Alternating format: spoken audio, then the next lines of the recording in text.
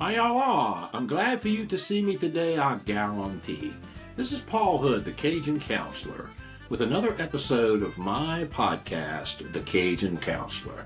Laissez le bon temps rouler. Hi y'all are. I'm glad for you to see me today, I guarantee. This is Paul Hood with the Cajun Counselor, and this is my pilot broadcast of my podcast. I'm going to try to do 2 of these a month, and beginning sometime next year, 2026, we'll occasionally have guests, but usually only 1 program a month. So 1 with a guest, 1 without, but it could be 2 without. It just depends. What will the Cajun Counselor discuss, you ask? Well, I got a bunch of subjects, and I have things that I feel strongly about and that I'm passionate about. You can expect to hear a lot about the human side of estate planning. You can expect to hear a lot about history. And I use history as a teaching tool in virtually everything that I teach, from courses on Voltaire to the history of the papacy and the popes to tax law, estate and gift tax. Because the history, particularly of law, is really important. In fact, I taught an entire course on the impact of law on the evolution of civilization. So history is important, and particularly in the tax law, because if you know the history of how a law either came into being or was amended to so provide, it allows you, by knowing the history, you know what the intent of the Congress was, because they have committee reports and they have all sorts of other commentaries, their votes, the amendment process. And the Congress on the Thomas website, has all this. And this is the same for most states as well. So if someone comes to you, and this is particularly common in tax matters, someone will come up with what they believe is a technical loophole. And often those technical loopholes are too good to be true. Not only are they too good to be true, but they fly in the face of the legislative history or the intent behind the law.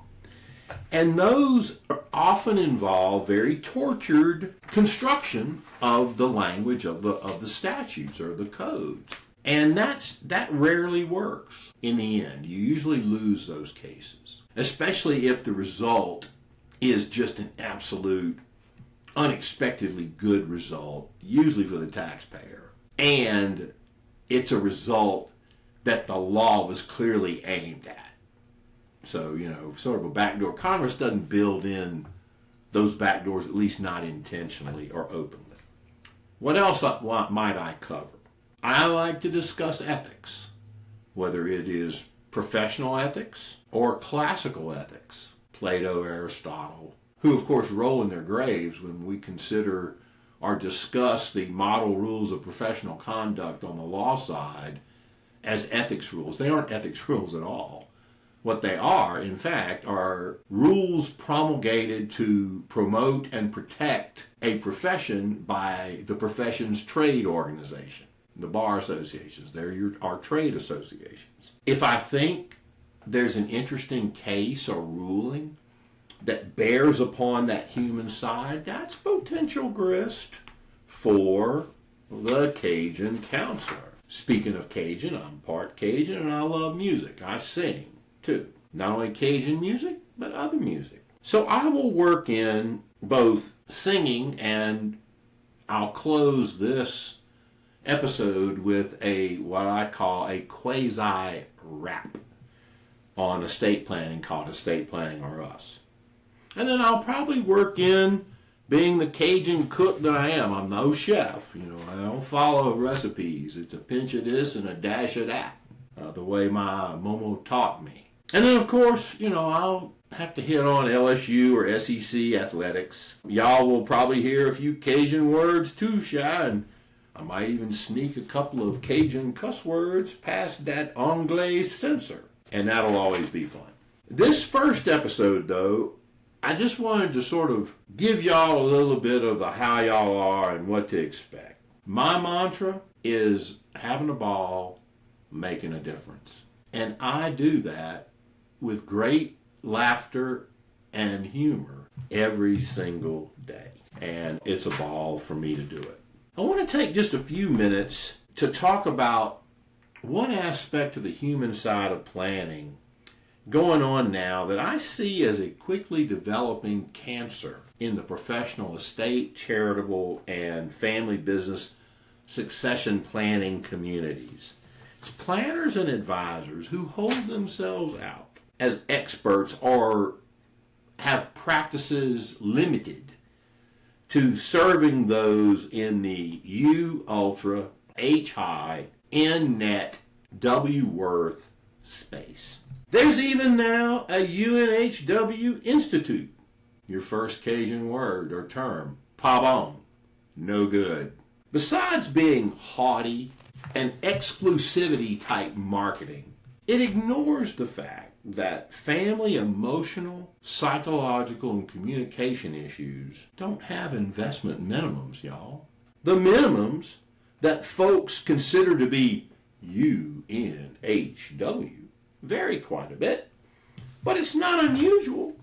It's not unusual for that minimum number to be between $30 and $50 million. So those people under that limit, what are they supposed to do? Well, I'm here to try to help them too.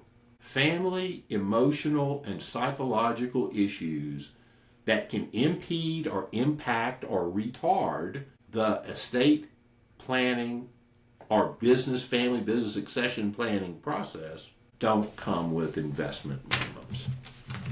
All right, let us now, and like I said, this is going to be a shorter version. You can expect most of these to be between 30 and 45 minutes.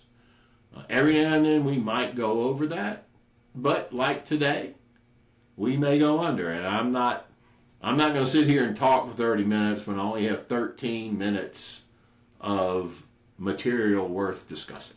I'm not going to waste your time for the last 17. So, with that said, let us get to my quasi-rap, which is called Estate Planning or Us. Now, how did this come about? Probably should tell that story.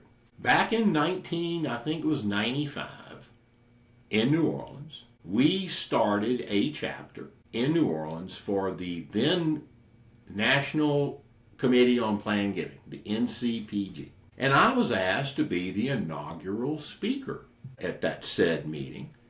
And I was like 35 years old. And I said, well, that's a big honor. What would you like for me to talk about at this inaugural meeting that somebody will remember in some form or fashion? So we'd like for you to address a humorous view of estate planning. So this is what I did with it.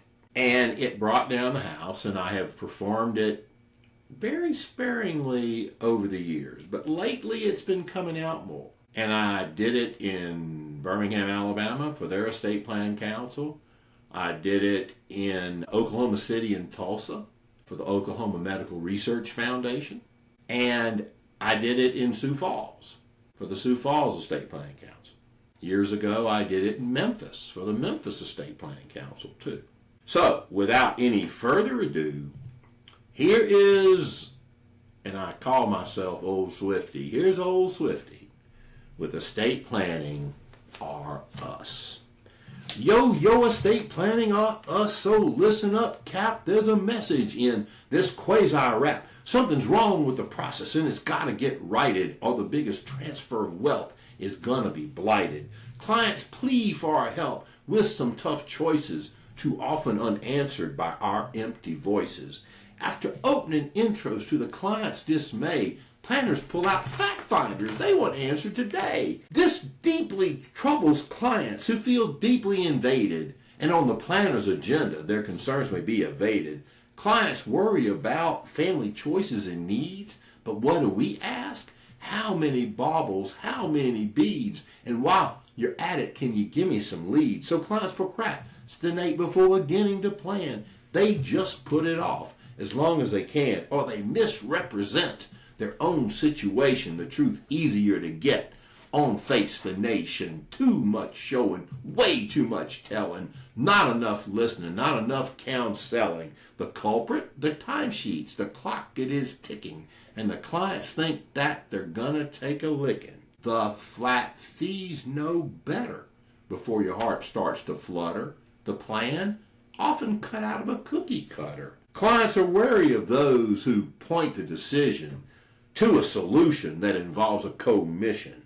Acronyms and jargon, clients are out of the loop when the planners dive into the alphabet soup. FLP, CRTs, LLCs all around, grats, gruts, Cuberts, why it's enough to confound. Clients hear about the death tax at that. Oh, they say, not my problem, man. Let's get on with life's show. What gets them to plan an overseas trip? Their commute's a bigger daily threat to sinking their ship. Clients don't want to face that they're going to die. They know they can't take it with them, but some want to try. Even after the reaper has darkened their door, some want to rule from above or from under the floor. Through draconian clauses in a will or in trust, they hold the assets hostage as they turn to dust. The kids protest while financially sinking. We can't pay our kids' tuition. What was Dad thinking? Our needs are valid, but we can't get to the money. Kids say in a huff, this just isn't funny. They view the planners on Dad's planning team as co-conspirators. Or so it would seem. The fit can hit the shan when the client kicks off. Relationships end and the gloves, they come off. Dad was great during life, but in death he's a louse when his money went too. His subsequent spouse, why I get less, why they get a lot, why is mine in trust when theirs is not? Jilted heirs cry foul. They often start suing. Or the devil made her do it, or she just didn't know what the hell she was doing. I've uttered my piece and now I must close. Inheritance is quirky, so be on your toes. It also troubles clients, so I'll end with this gem. You don't really know someone till you share one with them. Fresh. And that's a wrap. Hope you enjoyed this episode of the Cajun Counselor. This is Paul Hood saying laissez le bon temps rouler. Au revoir.